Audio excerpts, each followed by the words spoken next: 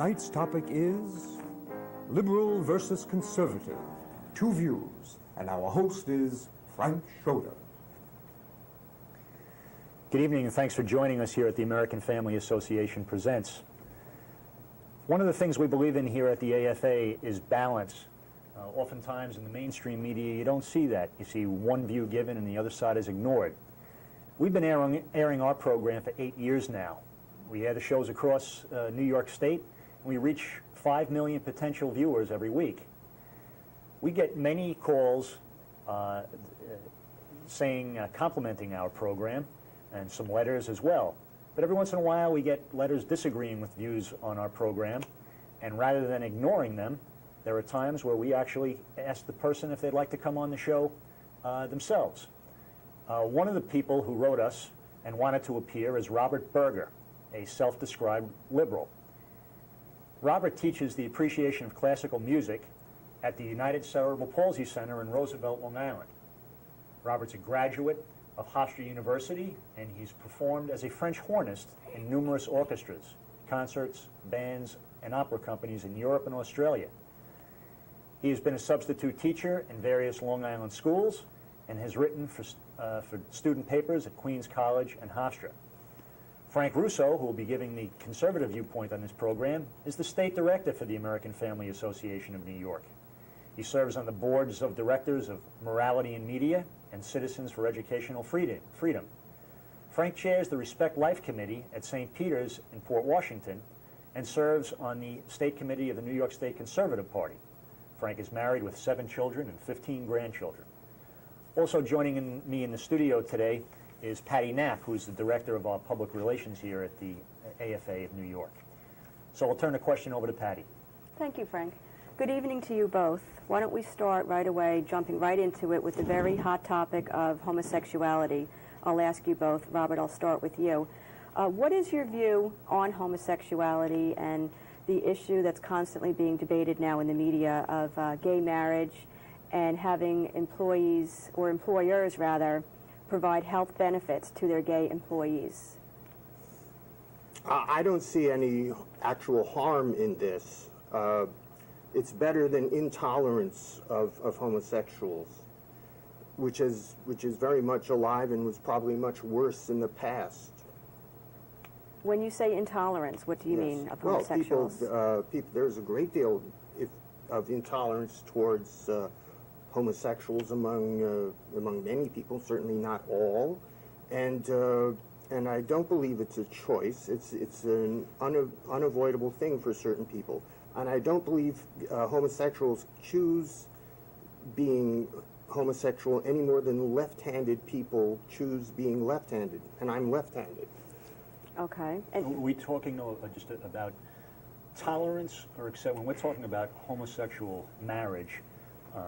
Or requiring employers to pay for health benefits, aren't we going past tolerating it, but actual full acceptance and embracing? Is that your position? I don't know whether that's embracing it. It's simply not discriminating against them. That's what I feel, that they should not be discriminated against. Frank, how would you respond to that? Well, on one area I would agree with Robert. I believe you tolerate everyone. You love everyone. As a Christian conservative, homosexual is as much a child of God as a heterosexual. Where I disagree with Robert in that I view homosexuality as a disorder, as does the Catholic Church. I think whether it's a choice or not, I'll get into. The issue of gay marriage, I think Robert's implying sanctioning gay marriage. I would oppose gay marriage. Marriage, in my judgment, is something very sacred. It has a purpose for society, that's the procreation and education of children. And, of course, homosexuals cannot procreate. And so I don't think they deserve this recognition of marriage. Marriage is something special, and it's in the best interest of society to give it that special recognition. In the case of forcing employers to provide health benefits for domestic partners, as they're called, I strongly oppose that. I think New York is now trying to enact that. Maybe they have enacted it already. I oppose that. If a company wants to provide benefits for, heterosexuals who are shacking up, or homosexuals who are domestic partners, I suppose that's up to the company. I would personally disapprove of a company doing it, and if I were a share owner, I would express that to the company. But under no circumstances should an employer be forced to pay for the health benefits of the domestic partners of heterosexuals or homosexuals. For marriage, again, marriage is something that's in the best interest of society. I think homosexual conduct is very dangerous conduct. Physically, it's a very dangerous conduct, shortens the lives of these male homosexuals 10 to 20 years on average. That's true. Their lifespan is far younger. Lifespan is much shorter. It presents significant health hazards. People don't realize this, but the rate of domestic violence, where one spouse or one partner is beating up the other, much higher amongst homosexuals than heterosexuals. A lot of people are not aware of that. No, I wasn't familiar with that myself. Yeah, oh no, domestic homosexuals have a high rate of abuse of one of the other. There's generally the one is typically the more apt to be the abuser. But the other point about whether it's a choice, he thinks, Robert thinks it's not. I'm also left-handed, by the way, and left-handedness I don't think is a choice. But homosexuality, there are two predominant viewpoints. It's clearly not genetic. We know it's not genetic because of the numerous twin studies that have been done where they'll look at a homosexual who has an identical twin, not a fraternal twin, but an identical twin, and they're not all homosexual. Half of them are, half are not. Fraternal twins, it's something like 25%. The two theories that seem to be the most dominant are one that it's an environmental aspect, it's an environmental cause. Dr. Joseph Nicolosi, for instance, the National Association of Research and Therapy of Homosexuality, advocates this. He's convinced that it's a matter of absent remote fathers, very strong mothers, problems of this sort. Or another very important viewpoint is Dr. Paul Cameron from the Family Research Institute, another psychologist. They're both psychologists. Dr. Cameron argues that it largely is a choice, but it's influenced by actions, that you can be led into a certain lifestyle. David Johnson, a homosexual, now unfortunately has AIDS, dying of AIDS. He's left the homosexual lifestyle. He's convinced it was the way he was guided to these homosexual bars. He was excited by it. This male partner started manipulating him and so forth, and it was pleasurable. He found it pleasurable. It was not that he had this attraction towards males beforehand. It was that he was led to this. But that in some way he was vulnerable to it, That's to right. the influence. And another key fact, which I've seen erroneously reported in Newsday by Carol Eisenberg, among others, is that there's a relationship, a high correlation between homosexuality and child molestation. It is true, and homosexuals are true when they say that most pedophiles are heterosexual. That's true. 70 to 75% of pedophiles are heterosexual. However, the fact that 2 to 3% of the population which is homosexual causes 25 to 30% of all pedophilic acts indicates that homosexuals are somewhere between 10 and 15 times as likely, or 1,000 to 1,500% more likely to be pedophiles than heterosexuals. And so there's a problem there. And to have gay adoption then, for example, I think is ludicrous. You're asking for trouble. Just before we leave the topic, I just want to be clear. Robert, do you believe that when you say there's no choice in being a homosexual, do you believe it is genetic? I just wanted to be We don't know whether it's genetic. I'm not an expert on the subject, but I don't believe it's a choice because I don't know why a person would choose to live a lifestyle where you're subject to so much discrimination and so much hostility, where you can even be murdered because you happen to be gay. But I mean, there's a much greater chance that they die of AIDS as opposed to being murdered. Nobody discriminates that into it, right? That's their own choice, right? But I don't see why people would choose to live a lifestyle where you're often so badly treated. So it may be genetic.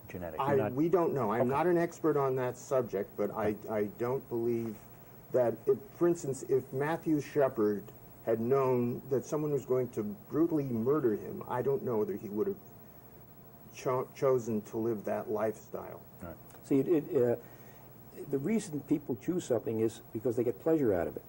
And homosexual acts, from every report, is a pleasurable thing. People find pleasure in it. In prisons, this is why it's so predominant in prisons. These are not people who would, it's not that 25% or a significant percentage of prisoners are homosexual. It's that they're in a situation where the only choice is no sexual behavior. They want pleasure. They want pleasure, and they get pleasure. So it's a pleasurable thing.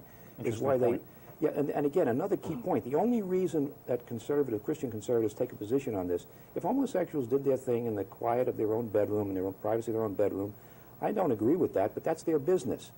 The issue, that the reason we take a public position on it is that homosexuals and militant gays are pushing for public acceptance of this. They want laws changed to give them special protections as homosexuals, to require certain employers to do things for them. And the promotion of it in schools. And right. I mean, so that's why we take a position.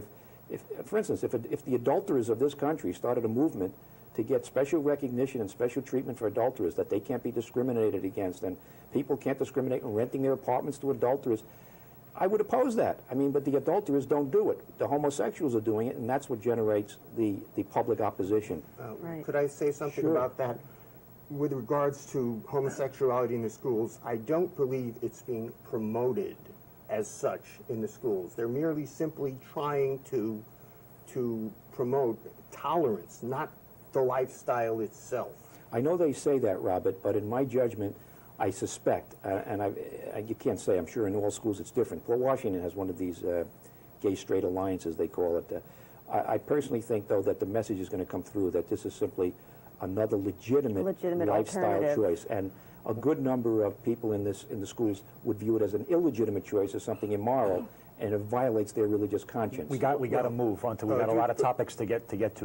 Just Robert. one little Just very thing. Do you briefly. think that it would prevent young people from becoming homosexual if they didn't discuss it? Absolutely not. I think and my answer would disagree with you. I would disagree with you. I think in some cases, these gay-straight alliance clubs are going to lead certain young people, because of certain other factors, to experiment with homosexual behavior. Some number will. I disagree with Robert. Okay, we do have to move on. We could Okay. discuss this topic alone for several days. Abortion is, of course, another huge issue, very controversial in our country right now. There have been over 40 million abortions in the American history since 1973. In order to get right into this, I'm going to allow each of you to ask the other a question and to explain your position. Frank, we'll start with you this time. Okay, well, I showed Robert this before, and I'd like to ask him now. I'm going to show you the picture of this, it's actual model. It's a life-size model, Robert, of an 11-week fetus. It's about 2 to 2.5 inches. Its heart has been beating since 3 weeks. Brain waves detected at 6 weeks. Does this look like human life to you in your judgment? Yes, it is. It's developing human life. Yes. Well, I mean, an 8-year-old is developing also. Still, by developing, you mean growing. In the womb. I guess your question is it worthy of Do protection? you believe this is human life? Is that a human life? Potential life. You don't. So you do not think this is human life at this point? Whether it is or not, abortions will happen anyway. Whether you. No, but my simple question to you is: does this look like human life to you? Yes, it is. Okay, that's all I wanted to. That was my question for you. Robert, do you have a question for Frank, or how would you All right. explain your position on abortion? I understand people being opposed to abortion, and that's certainly their right. But these people are sadly deluded. They think that by making abortion illegal, they're going to stop it. Absolutely not. They will not. This will never happen. The fact remains that wherever abortions are illegal, they happen anyway. But the state should still sanction it and make it legal just for that Not- reason? But I mean, what you whether say it's you're right. illegal, my opinion is that whether it's legal or not, it will happen. Well, let me ask you this, Robert. Whether or not driving while intoxicated is legal, people drive while intoxicated. Should we therefore make it legal to drive while intoxicated? No, that is a completely false comparison. I don't Tell me believe. why. This is an It's- important topic. We're at the midway point. We have to take a quick break, but I want to come back No, to this. I- Just give me one. Let me just take a break. I'm going to give you the answer. I'm going to give you an opportunity to answer that. Tuned into the American Family Association presents. Got a great show going here with liberal and conservative views on different topics. Please stay with us. We're going to show you an important announcement.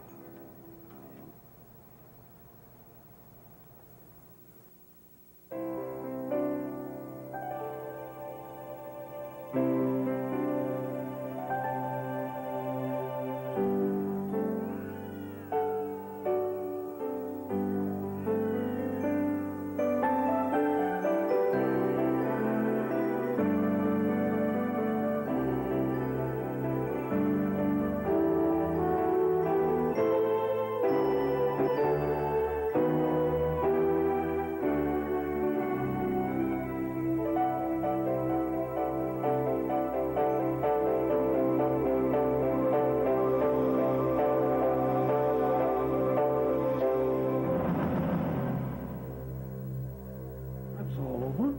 That wasn't too bad, now was it?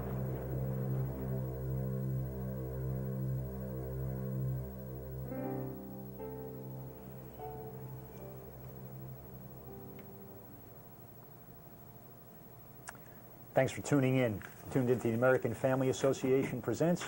We have Robert Berger, a self-described liberal, and Frank Russo, a self-described conservative, discussing different topics of interest. We left off in which Frank Russo was asking you, Robert, you had indicated that based on the fact that abortion is legal, even if you make it illegal, abortions are still going to occur. Frank countered by saying, people are still going to drive drunk, therefore should we make it legal? What's your position on that? First. That's a completely false comparison because drunk driving is extremely dangerous. But abortion is very dangerous to that 11-week-old. It's deadly every time. Maybe true, but that's a complete. I don't believe that's a valid comparison. It's much worse than the abortion It case. simply isn't valid. Why is it not valid? Right? There is no reason to make drunk driving legal. Well, why would you make abortion legal? Abortion is, in my opinion, it's a necessary evil. Look, would you Necessary agree? to who? Let me Necessary follow. Robert, to humanity. Let me ask this: if we had, when abortion was illegal, estimates range as high as 400,000. I personally know there were far fewer abortions per year in the United States when abortion was illegal than when they're legal. We have now 1.2 million abortions per year. The estimates range from 50,000 up to maybe 400,000. I personally think the number is maybe 100,000. Abortions increased by over 1 million a year. So there would be fewer abortions if it were illegal. And plus, it states where the country stands on this issue. I mean, would you agree that there would be more abortions when it's legal than when it's illegal? Not necessarily. I don't think we even have any way of determining how many illegal abortions there were before Roe versus Wade. The highest estimates I've ever seen were 400,000. But I mean, isn't it logical to say that if something is illegal, fewer people are going to do it? I mean, this is a serious matter. If the doctor were arrested for killing this baby, you agree that was human life before. Yes, but also what you people forget was that many women died because of those illegal abortions. The number of women who have died as a result of legal abortions is minuscule, and because of things that went wrong. Before. It was it was very. How many women do you think died prior to 1973? I have no way of knowing, but far more than today. Fewer than 100 per year. We don't know that. The best estimates, we do. There were kept reports when people were died with abortions. They have to report these to the authorities. Fewer than 100 per year died. I mean, we're talking about 1 million babies being killed. And I think it was far fewer than 100, by the way, but in any case. And there are women now who die from botched abortions. But it's very rare, and people die under 100 in all manner of medical procedures. It's going in for heart surgery can be dangerous. You can die as a result of any kind of surgical procedure. That is not, should we make heart surgery illegal because of a handful of people die in botched? No, but a very big difference is that abortion is the only surgery in America where the patient is not required to be told by the doctor all the possible medical complications, which are now being documented. Robert, I wonder if you're familiar with something called post-abortion syndrome, where women are the walking wounded today, going around not only with physical complications, very serious physical complications, but disastrous emotional complications, sometimes that are suppressed for years and come out in things like drinking, promiscuity, depression, drugs, even suicide. And I just wanted to get back to the point you said it's a necessary evil for humanity. How do you feel about adoption and all the couples waiting to adopt? Well, certainly if a woman decides to have a child, that is her right. But I mean, how is it? I'm not opposed to adoption. But then how do you say that it's necessary? How is abortion necessary? Because for population control. And it's also going to be extremely difficult to take care of all these children. If we were if every pregnant woman were to have all over the world, it's going to create problems with population. This is what China has done. it's tragic that they've had to force women to have abortions. Do you approve of what they do? I don't approve of it, but I understand Let me ask why you this. they've done it.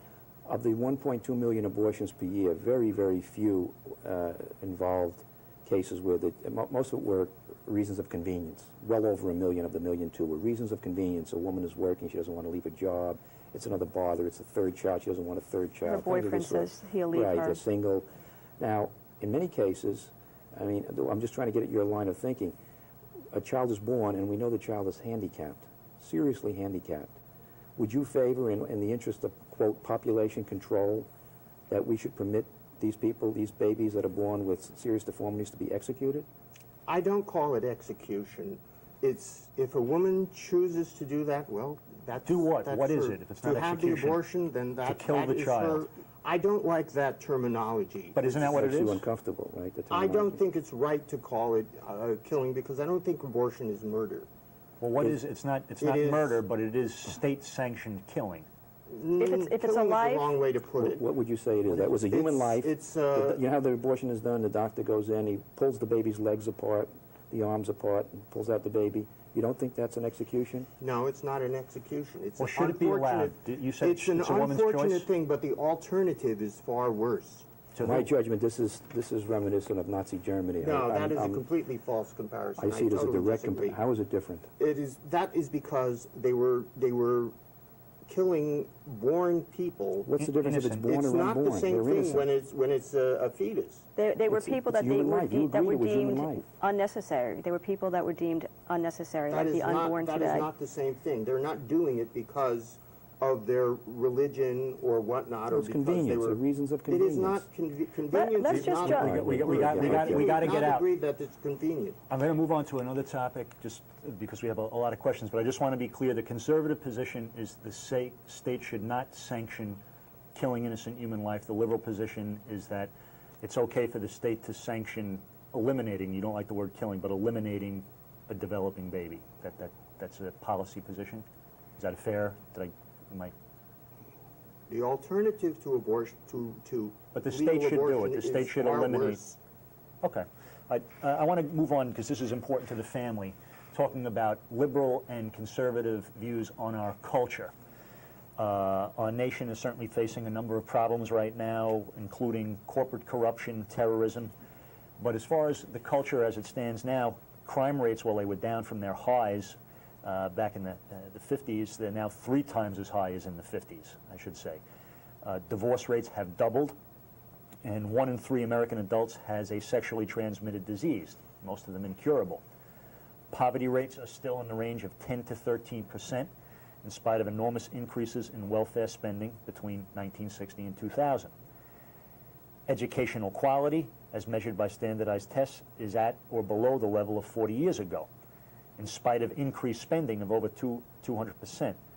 To what do you attribute the deterioration of our culture from both a liberal and conservative perspective? How about liberal, Robert? Well, it's not something that you can answer easily. Do you think our culture has deteriorated based on what I just said?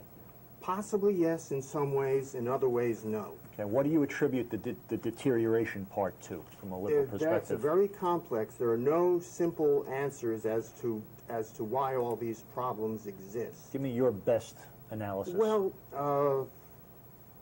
I think to a large part, government inefficiency, all kinds of things. There are no simple answers as to why we have all these problems. Do you think the government could, for instance, cure the divorce rate? Do you think the government could make the divorce rate not so high? I don't know if that's possible. I don't know. There are no easy answers as how to reduce it, but certainly not making, as the Catholic Church would have it, making divorce illegal certainly wouldn't help things. For instance, what if a woman has an abusive spouse? Do you think she should stay married if she's being constantly beaten? That she should stay married? That doesn't sound it, but let's Yeah, get the no, conservative in position. that case, I would say separation. If there are children, I don't know that the Catholic Church wants to make divorce illegal. I don't think that's correct. They do not want to make divorce illegal. They make it very difficult to get Catholic marriages annulled. if they're Frank, valid. we've only got about 2 minutes left, so tell Oh, me wow, tell me okay. what you think about the conservative. very What's the fast, yeah. conservative position Very on the fundamental deterioration difference. of the culture? The liberal position is to throw more money at every problem. That's what they've been doing for 40 years, spending our tax money like crazy, up by hundreds and hundreds of percent in constant dollars. The conservative view, in our view, is that most of these problems are not due to a lack of public spending, as the liberals say, but a lack of public morals. That's the basic distinction. There's a breakdown in our morality. And I just looked at the last answer on abortion, how a liberal could justify killing an innocent unborn life. That's setting the stage. You've got 1 out of 3 children born, no father at home nowadays. This is because of what's happening in the schools, the messages that children are getting at school. They're being handed condoms. They're being told, you try to abstain from sex, but we know you're going to have sex, and so here's a condom. There is in our own school district in Port Washington, half the school board members were upset that I donated "In God We Trust," our national motto, to our public school district. They made an enormous fuss. One school board member is very upset that there's a sign on our school fence that says "God Bless America." She feels that's unconstitutional. It should come down. She hasn't said this publicly, but she told me privately. There's a serious decline in our moral values. There's a breakdown in the family. It's due to the TV, to the media, the filth on TV. 10,000 implicit sex acts shown on television every year, 9,000 of which take place outside of marriage. Academia is part of the problem. Government is a big part of the problem with its anti-family tax structure. It has failed to increase child tax deductions consistent with inflation. The marriage tax penalty, the Democrats were opposed. The liberal Democrats were horrified at the thought of giving stay-at-home moms the benefit of a marriage tax penalty removal. We're in our last minute. Robert's been kind enough to have the courage to come on the show. 30 seconds, I'm going to give you the last word. You want to respond to any of that? Well, we do have a lot of problems in society, but I don't think it's the result of quote-unquote liberalism, or it's entirely the government's fault. And you are certainly not going to make people behave more morally by censoring everything that you disapprove of. It can't be done. That's the last word. Thanks for coming on our program. Thanks for joining us today. We look forward to seeing you next week, same time, same channel, for more interesting family programming.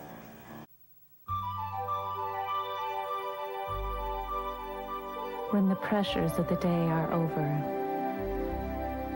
and the last obligation has been met, there comes a time to celebrate the greatest gifts of all. To rediscover the joy of your children, call 1-800-A-FAMILY at Focus on the Family. This is my son Michael at 3. I love my son very much. I always have, even when he told me that he was using drugs and involved in homosexuality. Just because you love your children, it doesn't mean you approve of everything they do. Sometimes they make bad choices. My son Michael found out the truth. He could walk away from homosexuality, but he found out too late. He has AIDS. If you love your children, love them enough to let them know the truth. There is hope for change, hope for the future.